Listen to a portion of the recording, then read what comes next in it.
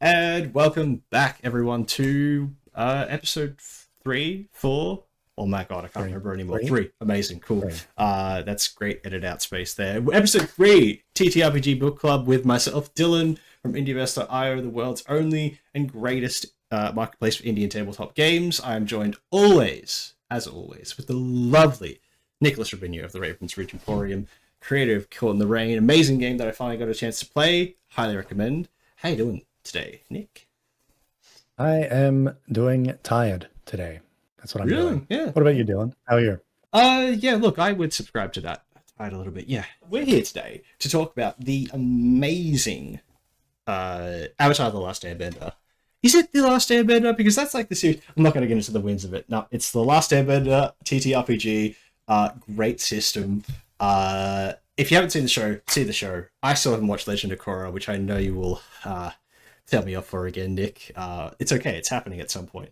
I've already told you off. I'll leave it at that. Next time you just tell me you're disappointed. It's okay. That's going to be way more effective. All right. So we have a couple of key points to go through today. So we love the system. Okay. The thing that you'll see from this episode today is that the translation of the show to how they represented in the mechanics and the stuff they bring to the table is just beautiful. And that's the highlight for me, like all the way through. So let's start off with honestly my favorite piece, the principles, and then tracking them up and down. So you're getting two opposing. It's that classic like yin yang where you've got like two. I wouldn't say opposing, like because they're not always like complete conflict or contradictions of each other, but like it's almost like it's like two paths to get to the same results, like, and how you choose to embellish on those as you're playing through, in like whether you're playing it as like a combat oriented character or like a headstrong character, is really just awesome. So yeah, I thought the representation of like growth and change and going off the track and losing yourself a little bit was just amazing for role playing, amazing for like character building and like balance. I think that's the key, like finding that balance point that they talk about in the game. But thoughts, Nick? What'd you think? I know you're a massive fan of this side of things too. I am. I love the more character focused type of role playing games, and yeah, this one, as you said, I think I agree. Like it perfectly, in my eyes, perfectly captures the essence of what the TV shows are really about, and that is it helps to tell those kinds of stories of, I guess, generally younger people sort of coming of age, learning about the world, or even just people that have inattention and they are trying to resolve that inattention, right? Through some, sick bending and martial arts and stuff, right? I love that stuff. And yeah, so talking about the principles and the balance track. So yeah, I think you describing it as like a fork in the road or two paths that a character could take, I find is great. If you look at like, say Zuko from the TV show, right? He's sort of has that classic, like, he's kind of like exiled. He wants the respect from his father, right? So he needs to find and capture the avatar, but at the same time, he's a compassionate young man who can see pain that the Fire Nation has inflicted on the world, and part of him wants to help people, wants to protect people, and he's kind of in between a rock and a hard place, and he needs to pick those parts, right? And we see him struggle with that. The principle and balance track, I find, perfectly captures the essence of what those decisions could be for characters, because this being a PBTA game, so it has those moves, narrative first triggers to trigger certain mechanical outcomes, right? All of those different moves that can come up in play generally will come back to that balance track. So you're always shifting towards one principle or the other. Yeah. So you're always going to be bringing that out into play, right? So did you find that? Yeah, absolutely. I was just like rolling through the pre-generated characters to like refamiliarize myself and like find those forks. And even now, while you're just talking about Zuko, like I was flipping through them, like, oh, that could be Zuko. Like restraint results, like beautiful. Like, is it restraint to go and learn what the problems are and like try to resolve those issues, or as it results, I want to get back into with the family, so I go and burn, pillage, and like get my way to the avatar as quickly as I can. Like there's like loyalty and confidence, like straight parallel. Like I could totally see Zuko sort of filling in that spot. Like it gives you not just like a really constrained system for giving life to your character. Like we always badmouth on like the D&D alignment system being good and bad, and it being so polarizing. Like it's so broad but so simple as well. Like do you pick that person's pocket to make the 5 gold you need to go buy that sword, or do you go help them? Do you go like, I don't know, go kill the rats in the dungeon or whatever? Like it's such a black and white kind of thing. But this gives you like it gives you names, like these traits that are so open. It just feels so good to bring your own flavor, which is why I'm like, I feel like I could bring most characters that I would want to play before I slapped on like any of this, like the tracking, any of that. I could feel the narrative of any of them, just like, yeah, any book would work. Any of these like skill books, the books that they bring you to make characters, any of them would work because they just have so much flavor. You might need to change up some of the like the backgrounds and that for like the pre-gens and that to sort of like have a bit of a tweak, but when you're making your own, man, I think I would have so much fun making characters for this game. So much. Like I live for like, and we've spoken, there's a thing out there with me saying, yeah, we hate alignment. It's a spicy topic, but I don't. I just don't like that rigid nature that a lot of games try and bring you as like how you represent your character. Like give me some agency, let me figure out how I'm traditionalistic or whether I'm progressive. Like let me figure these things out, and those are the things that change as you play. Like you grow the world, you see the world around you, because you don't walk into the game at level 1 knowing everything about the world, and it's changing because you're doing things or having things happen with it to change. So let me grow with that world. There is no And look, yeah. Oh, sorry. No, I think you make a good point in that, you know, if you look at the alignment system from more traditional types of games, it is pretty black and white, right? yeah.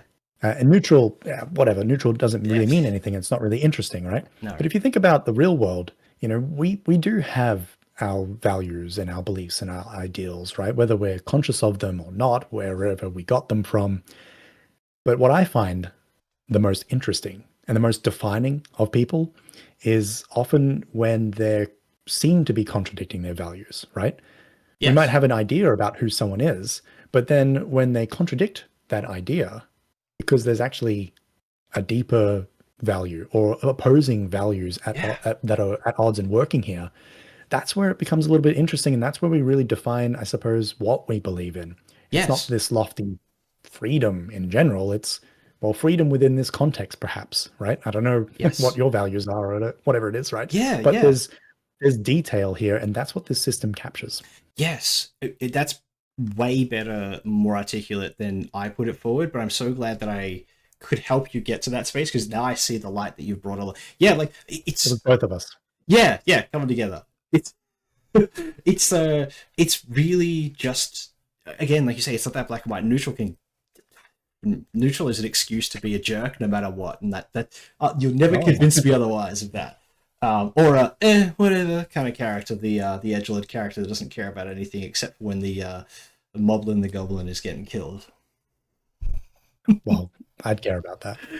Yeah, only important character that's ever turned up in a D&D game. Can't admit.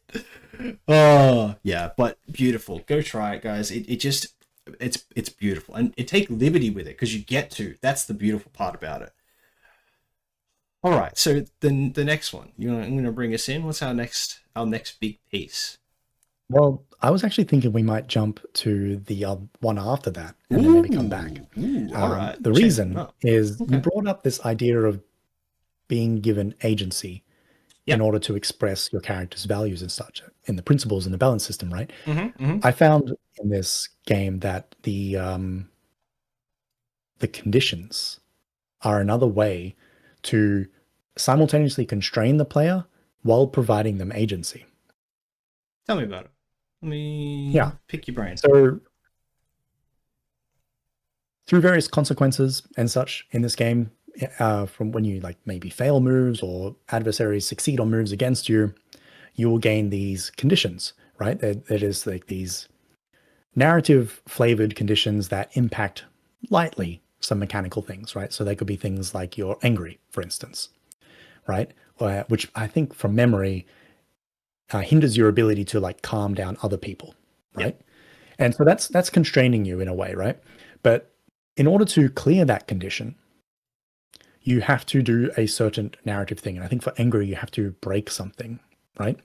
Yes. Now, in that in itself is a constraint, right? The game is telling you you have to break something for this condition to be cleared. Yeah. And we're sort of forgetting about the whole idea that like another player can come in and like help remove a condition from you, of course. Primarily, you're going to be clearing conditions by doing their narrative triggers. But by constraining you just saying you must break something, it's not telling you what you have to break, right? And you can hold on to this condition for as long as you like. You can hold on to that anger until you're like, you know what? I don't like that thing. You know, what's going on here? And I'm angry. So I'm going to use this excuse to break that thing and clear my anger. Yep. Right. And so this is what I mean by it constrains you, but gives you agency at the same time. Yes. Yes. But this isn't the true beauty of this mechanism. And I know we spoke about it earlier. Would you like to talk a little bit about the conditions? It hits me like an epiphany. And like both times we've talked about this, both before now and just this moment, like the more I see it, the more I like it. So when I think about conditions in other games, they're short run, but they're a hindrance in like one pillar of play. They like hurt you in combat, or you can't roll well in social situations. You're blinded, so you can't see in exploration scenes. But what I love about these is it's not it's a part of my character that I lose access to. It's like core pieces of your mechanics, what you can do, what you can't do. It affects your rolls. Like it feels like it attacks the core of your person, and that's what they're meant to be. Because they're not like being blinded, being stunned. They are like afraid, angry, guilty, insecure, and troubled. They are like emotional states. They are things that like affect you on a physical, mental, and like a even surrounding comprehension kind of level. Like these are things that we all feel, and having ways that are done by you to like, it almost feels like a pressure release. Like all of them feel, except for Afraid, which we weren't a big fan of how that one works, but every other one, you feel like you're not just sitting there, like, because you need to go and find like something to break or make a personal sacrifice, take a foolhardy action without thinking about the consequences or thinking about your companions. Like these are things that make you engage with the world around you. It brings life. It's not just like, oh, I'm just here to listen to the NPC talk to me and now I go and hit the things or find the things that I need to or talk to people I need to. Like I'm investing myself into finding things in this world, in this scene that the GM might not have thought of. It gets them to work on their improvisation skills, gets them to world build around you, gets you interested in seeing what the world brings to you rather than just what's on my sheet and what someone as the GM is telling me. Like invests you more in that world. And I love that. Like even though it doesn't indirectly, by just being like, you have to go and find these things to do, that encourages that, like that bringing that out of you and role playing. And so for it. And like I don't even know if they intended for that to be the case, but it's such a beautiful thing to like teach and train and get you comfortable playing these games in a whole different light. That absolutely love it. It just cannot shout it out highly enough about how awesome such a simple thing is as the condition system in this game. It's beautiful, elegant, and beautiful. And you summarized it really well. It's really just that nice simple system that takes from you looking at the sheet into actually injecting it into the narrative. Side note, the reason we didn't really like Afraid so much as a condition is because the way to resolve that is more of a not necessarily a passive thing that the character does, but it requires your character to just not really get involved or to outright just like leave. And to me, that just doesn't really add much to the narrative. I'd rather characters get involved and be active and make change rather than be apathetic or to remove themselves, be avoidant.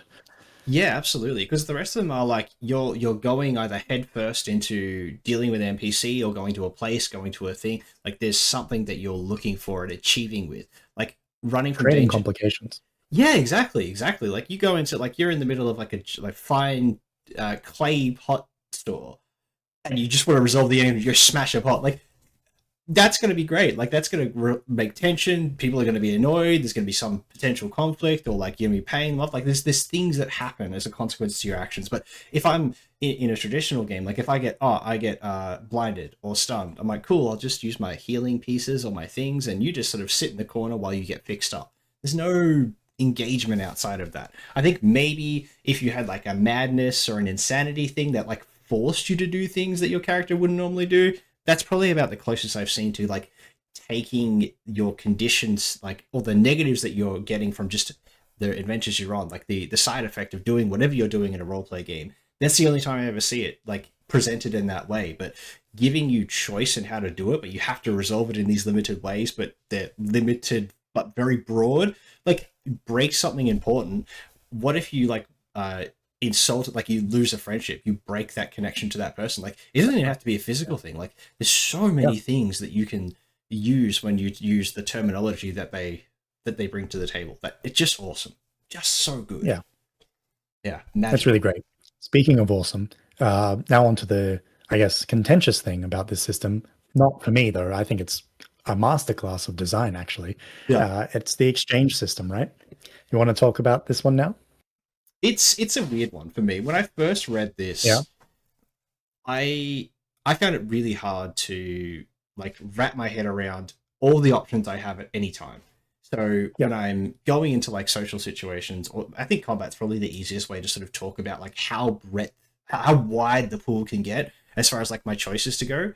I felt I would be spoiled for choice in what I actually, what's the, not the best thing to do, but what do I actually want to do? And then how do I translate that into one of these, like, you know, 3 to 6, 7 options that I have in front of me? And like, how do I know what's going to help me? What's going to help the other players? Like, do we have to like all sit in the circle and be like, I'm doing this, you're doing this? Like, it felt like very option bloaty. But I will say, after having had a chat with you or two, maybe 10, about how it sort of it's me thinking about the game in the options too much, where the point of it is to express what I would like to do, and then be like, cool, which one of these best suits, and then like what roles, after my explanation of what I have tried to do, what thing contains that the best, and like flipping it on its head, like not being like, I put this menu entry in and it does the thing. I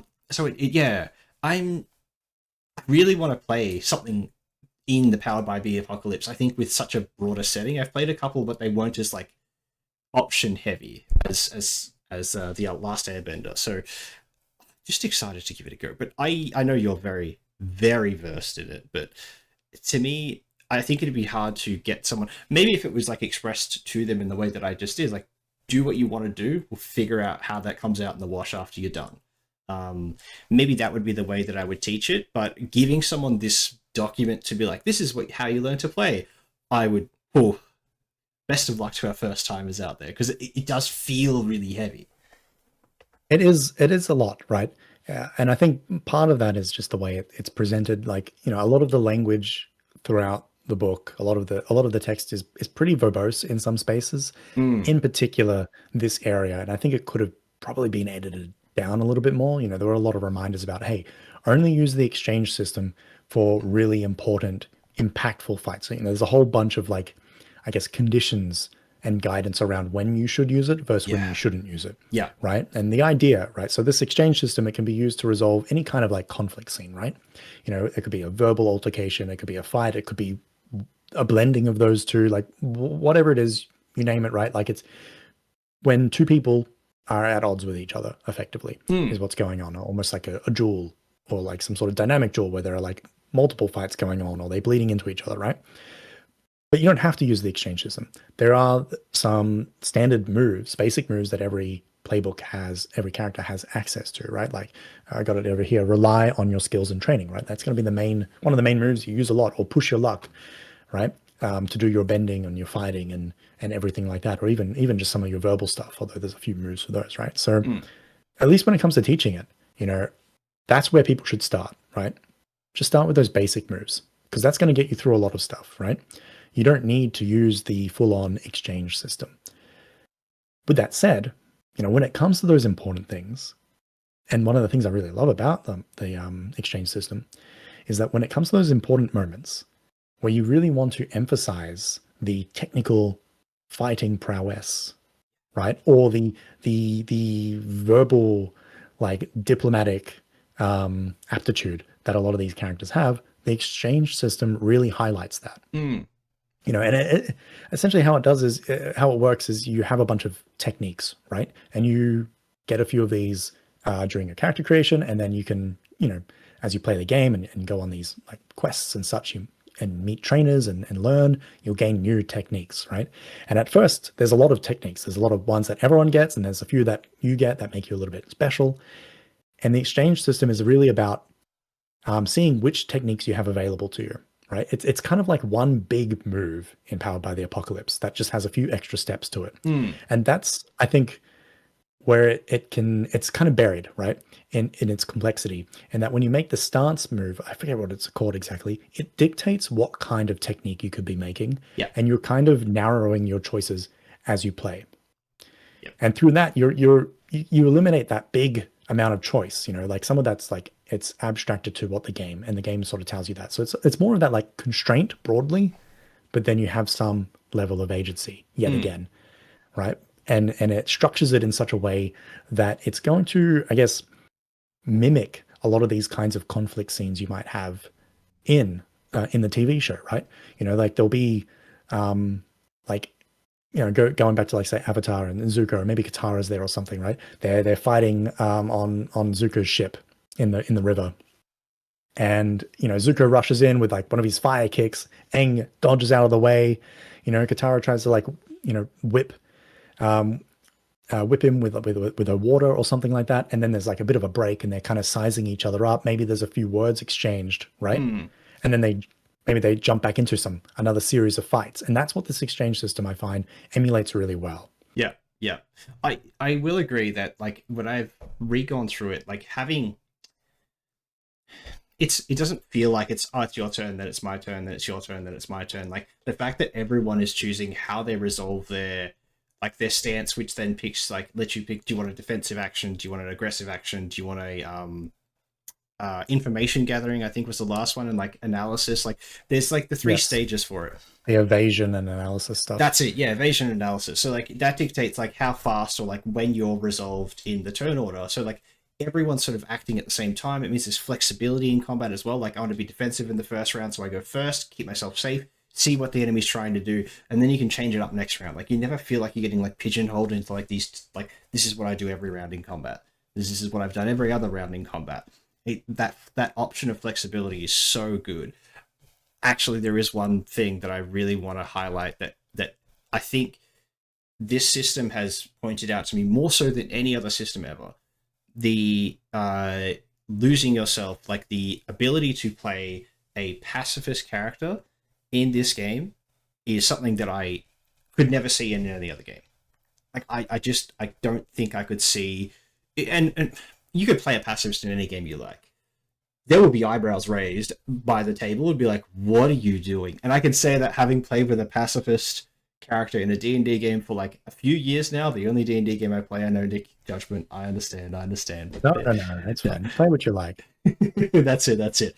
But we have a pacifist paladin. It is the most fun I have ever had playing with a character ever. It's not even mine. It's somebody else's. It just brings so much life to the table, and this system brings it in natively to have those like off-center what you expect to find at the table. Like, I want to play a pacifist tech person or a pacifist waterbender.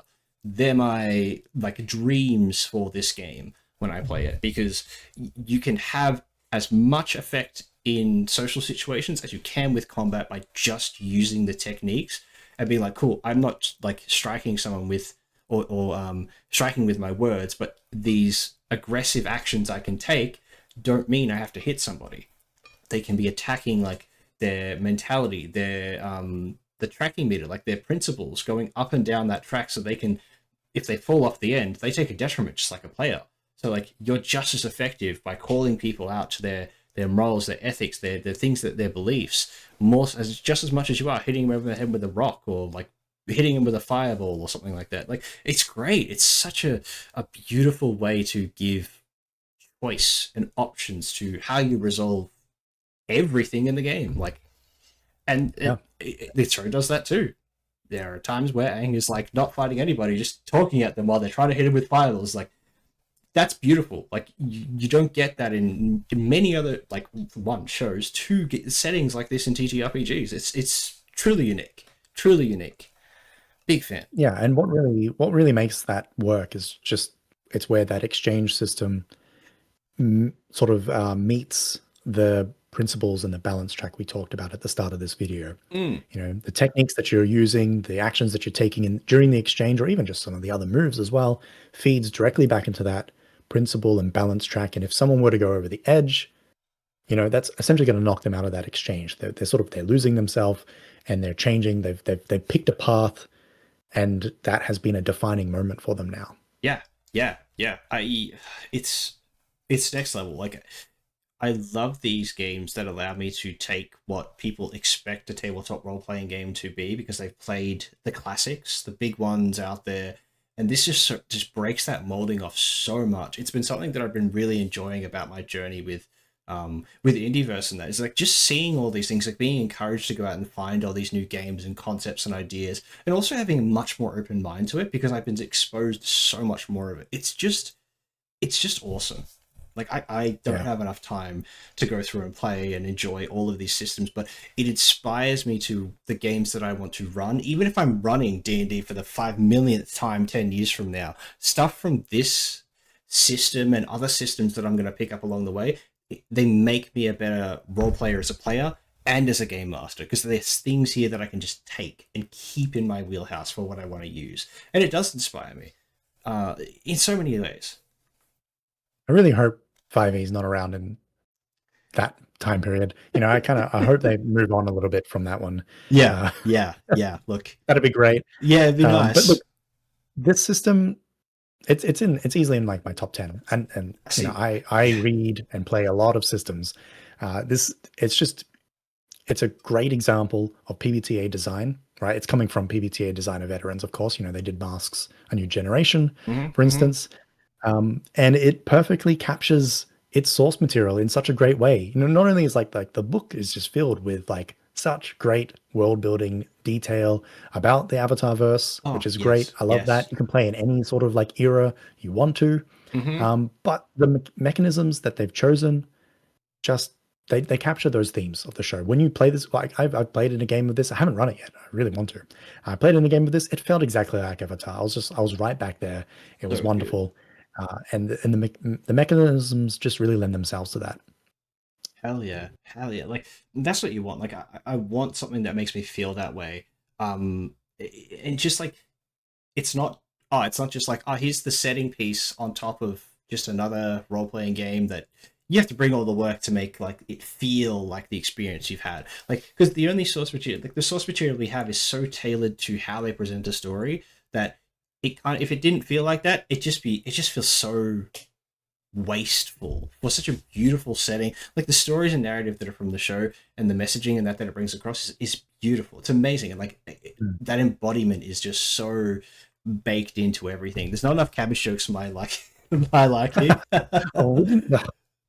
the only one we've made, and it's like the end of the video. I know, right? I know. But even in the book itself, there's like, I think I saw one or two, but I was like, you guys missed a great opportunity there. But look, it can only go so far. All right, any final notes for this one here, other than just like fanboying about Avatar? Because I've already fangirled. Yeah, so much. If you haven't seen the show, like, pause the episode right now. You've seen it all. Pause it now. Go watch both series. Come back, and then you can listen to the last 30 seconds of this one. Like, yeah, it's beautiful. Absolutely beautiful. Look, I kind of already said it. It's a great system. If you are a PBTA veteran, play the game. It has a lot of interesting decisions and changes to the general formula, and the playbooks in this are phenomenally designed. Each of them have something really interesting that really captures that. And there's this great mechanism for like actually changing your playbooks with the same character, and it feels really baked in for this one. And if you're new to PBTA games, I think you could still have a really great time with this one, but maybe just put the exchange system aside for your first few sessions and then bring it in. And don't think too hard about your techniques when you pick them. Yeah. If you want to be a firebender, just pick a couple of those. Easy. Yeah. Keep it simple. It works, and it's amazing. It's a great system, great game, great universe. Yeah, I think that's it. I have been Dylan, representative from Indiverse.io, world's greatest and only marketplace for indie tabletop games. Joined with me, as always, is the lovely, amazing Nicholas Trevino, creative Caught in the Rain. Highly recommend. I've just played most of my first game. It's excellent. Yeah, but that's it. That's all we've got for you today. Shorter one. We'll see you next time. Bye, everyone.